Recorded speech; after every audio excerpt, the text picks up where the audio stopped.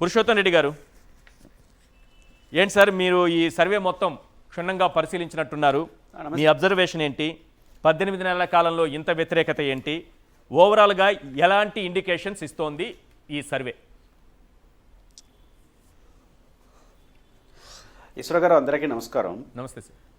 ఈ mood of ఆంధ్రప్రదేశ్తో చేసినటువంటి ఈ సర్వే నిజానికి ఆంధ్రప్రదేశ్ ప్రభుత్వానికి, అధికారంలో కూటమి ప్రభుత్వానికి మంచి అవకాశం అని నేను భావిస్తున్నాను.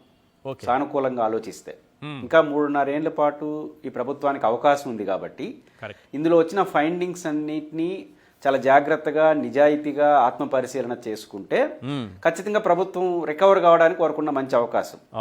దీంట్లో సాక్షి అనే పేరుంది కాబట్టి మేము వైసీపీ ఏం చెప్పినా వినమని చెప్పాలనుకుంటే అదే రేపు ఎన్నికల్లో నిజమవుతుంది, ఇంకా ఘోరంగా కూడా ఫలితాలు. ఎందుకు మాట అంటున్నానంటే సాక్షి చేసిన సర్వే కాదు, దాంట్లో ఆ పేరుంటే మనం ఒప్పుకోం కదా. ఓకే, ఇది ఐఐటిఎన్స్ సర్వే. పాయింట్ ఏంటంటే ఈ సర్వే రిపోర్ట్లో నాకు ఒక పారదర్శకత అనేది ఎందుకు నేను చూశానంటే వాళ్ళు ఎంచుకున్న పద్ధతులు, వాళ్ళు తీసుకున్న ఫైండింగ్ చాలా పారదర్శకంగా ఉంది. ఓకే, ఎందుకంటే ప్రధానంగా ప్రభుత్వం యొక్క పాలసీలను నిర్ణయించేది కొన్ని సెక్షన్లు ఉంటాయి. ముఖ్యంగా పెద్ద సెక్షన్లుగా ఉన్నటువంటి వ్యవసాయం, 2 ఉద్యోగస్తులు, నిరుద్యోగులు, ఎమ్మెల్యేల యొక్క పనితీరు, వీటన్నిటిని మనం పరిగణలో తీసుకుంటే ఫైండింగ్ చాలా దగ్గరగా ఉందనిపిస్తుంది. ఉదాహరణకు గిట్టుబాటు ధర ఉంది. 56% మంది ప్రజలు తీవ్ర అసంతృప్తితో ఉన్నారు. మామిడి ధర, గిట్టుబాటు ధర లేదని 68% మంది ప్రజలు తీవ్ర అసంతృప్తితో ఉన్నారు. ఈ రెండు ఎందుకు చెప్తున్నానంటే నిజానికి మామిడి రైతుల యొక్క గిట్టుబాటు ధర 100కు 100% వ్యతిరేకంగా ఉండాలి. ఎందుకంటే మేము చిత్తూరు జిల్లా వాడిని కాబట్టి ఇక్కడ మామిడి రైతుల సమస్య తెలుసు. 45,000 మంది రైతులు ప్రభుత్వం మాట ఇని ప్రభుత్వం 4 రూపాయలు, ఫ్యాక్టరీలు 8 రూపాయలు ఇవ్వాలని జగన్మోహన్ రెడ్డి గారు వచ్చినప్పుడు తోలారు 4.5 లక్షల మిలియన్ టన్నులు. కానీ ఈ రోజు వరకు కూడా ఆ డబ్బులు ఫ్యాక్టరీలు ఇవ్వలేదు ఈశ్వర్ గారు. అంటే ఎంత ఉండాలి? 100% వ్యతిరేకంగా ఉండాలి. కానీ ఈ సర్వేలో పారదర్శకత ఎందుకంటారంటే కొంత పార్టీ నుంచి అభిమానించే వాళ్ళు ఉంటారు కదా, వాళ్ళు సహజంగా ఏం చేసినా కరెక్ట్ అంటారు. అందువల్లనే 68% మంది వ్యతిరేకత మనకు కనిపిస్తుంది, 23% మంది సానుకూలత కనిపిస్తుంది. అంటే ఈ సర్వే చాలా రియలిస్టిక్గా రైతుల సమస్యల్ని పరిగణన తీసుకునింది అనేది మనకు అర్థమవుతుంది. కాబట్టి ఏ రైతు సమస్య తీసుకున్నా, అది మామిడి రైతు కావచ్చు, ఎక్కే సమస్య తీసుకున్నా ఖచ్చితంగా ఒక 60% నుంచి 50% నుంచి 60% వ్యతిరేకత స్పష్టంగా కనిపిస్తుంది. 2, ఉద్యోగస్తుల సమస్య.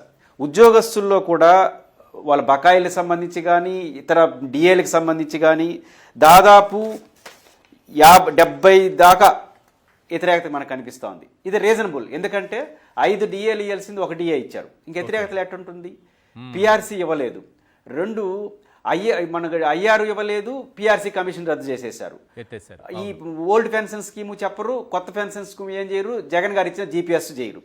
దీన్ని చూస్తే స్పష్టమైన వ్యతిరేకత కనిపిస్తుంది. అన్నిటికన్నా మించి ఎమ్మెల్యేల యొక్క పనితీరు, ఎమ్మెల్యేల పనితీరు పైన చాలా ఆందోళనకరంగా ఉంది. ఈ సర్వే రిపోర్ట్ని చూసి మాత్రమే అనుకోవాల్సిన అవసరం లేదు ఈశ్వర్ గారు. అనేక సందర్భాల్లో కేబినెట్ సమావేశాల్లో, శాసనసభ ముఖ్యమంత్రి గారు ఏమంటున్నారు? ఇదే ఫస్ట్ టైం అవుతుంది మీకు, 1 టైం ఎమ్మెల్యేలు అవుతున్న హెచ్చరికలు రెగ్యులర్గా చేస్తున్నాడు. అంటే అర్థం ఏంటి? చంద్రబాబు గారు నాయుడు చేస్తున్న హెచ్చరికలకి, వాళ్ళ పత్రికల్లోనే రోజుకు ఒక ఎమ్మెల్యే పైన వస్తున్న కథనాలకి ఈ సర్వేకి దగ్గర పోలికుందా లేదా? కేవలం ఈ సర్వే రిపోర్ట్ని ఆధారం చేసుకుంటే నెగిటివ్ అనుకోవచ్చు. చంద్రబాబు గారు ప్రతి క్యాబినెట్లో హెచ్చరికలు చేస్తున్నారు, ప్రతి శాసనసభ సమావేశంలో హెచ్చరికలు చేస్తున్నారు, వాళ్ళకి అనుకూలమైన పత్రికల్లో రెగ్యులర్గా ఆరోపణలు వస్తున్నాయి. అంటే ఎమ్మెల్యేల పనితీరు సింహభాగం ఈరోజు చాలా తీవ్రమైనటువంటి వ్యతిరేకత ఉంది. ఎంత వ్యతిరేకత ఉంది? బిలో 30% సాటిస్ఫై ఎమ్మెల్యేలు 73 మంది అధికార పార్టీ. ఈ గ్రీన్ జోన్ లో ఉండేవాళ్ళు బిలో 45%. అవును, అంటే రెడ్ జోన్ లో ఇంకా కోలుకోలేనంత తేడా కదా. కాబట్టి ఈరోజు 133 మంది ఎమ్మెల్యేలు ఇప్పటికిప్పుడు ఎన్నికలు జరిగితే ఓడిపోతారన్నంత వాతావరణం ఈ సర్వే రిపోర్ట్. ఈ రోజు ప్రభుత్వం ఖచ్చితంగా ప్రభుత్వానికి మంచిది. అలా కాకుండా మేము ఎట్లే ఉంటామని ఇంకొక 1 ఇయర్ ఉంటే చాలు, ఇంకా 5 ఏళ్ళు అవసరంలా, ఇంకా 6 నెలల నుంచి 1 ఇయర్ ఉంటే ఇంకా ప్రభుత్వం భవిష్యత్తులో కోలుకునే పరిస్థితి కూడా ఉండదు. కాబట్టి ఈ సర్వే రిపోర్ట్ని సానుకూలంగా తీసుకుంటే ప్రభుత్వానికి, ప్రజలకు మంచిది. మేము నెగిటివ్ తీసుకుంటామంటే ఇంకా వాళ్ళు డౌన్ రేట్ స్టార్ట్ అయినట్టుగానే భావించాలి. రైట్.